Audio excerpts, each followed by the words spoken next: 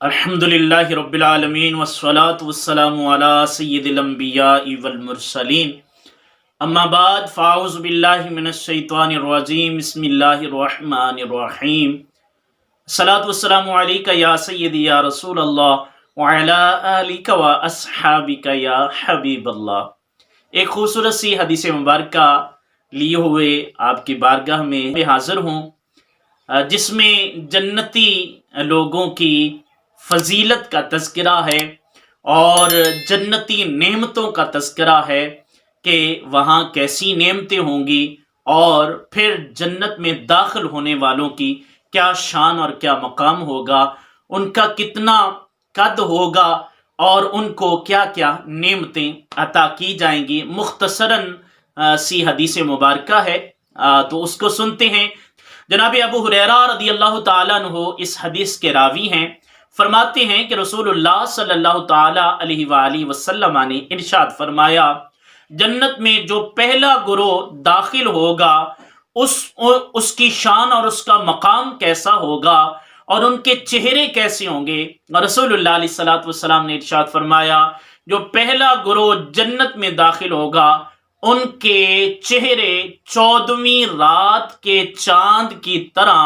چمکتے ہوں گے، اور فرمایا جو دوسرا گروہ جنت میں داخل ہوگا یعنی ان سے فضیلت میں ذرا کم ہوں گے، تو ان کی مثال حضور علیہ الصلوۃ والسلام نے کچھ یوں بیان فرمائی کہ وہ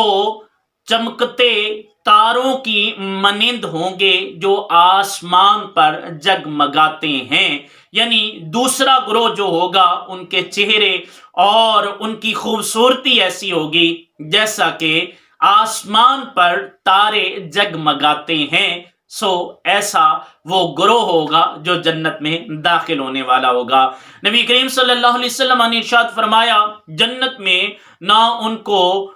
تھوک آئے گی، یعنی وہ تھوکنے کے لیے نہیں جائیں گے، اور ناک اسی طرح وہ سنکنے کے لیے نہیں جائیں گے، ناک تھوک اور قضائے حاجت سے وہ بری و ذمہ ہوں گے، وہ پیشاب پخانہ وغیرہ نہیں کریں گے، اور کیونکہ جنت پاک ہے، پاک لوگوں کے لیے ہے اور وہاں پاکی ہی پاکی ہوگی۔ حضور علیہ السلام نے فرمایا کہ ان کے کنگے جو ہوں گے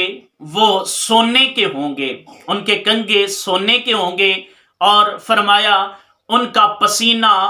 مشک کا ہوگا، اور فرمایا ان کی انگیٹھیاں وہ جو سلگتی ہوں گی اور ان میں عود کی خوشبو آئے گی۔ نبی کریم صلی اللہ تعالی علیہ وآلہ وسلم نے ارشاد فرمایا کہ تمام لوگ جناب حضرت آدم علیہ السلام کی صورت پر ہوں گے، اور ان کا قد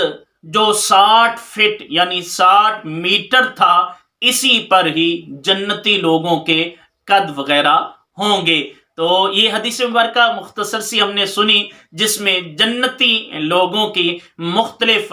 جو فضائل ان کو عطا کیے جائیں گے اور جو ان کو نعمتیں دی جائیں گی، اور ساتھ ہی ساتھ حضور علیہ السلام نے اس حدیث میں یہ بھی فرمایا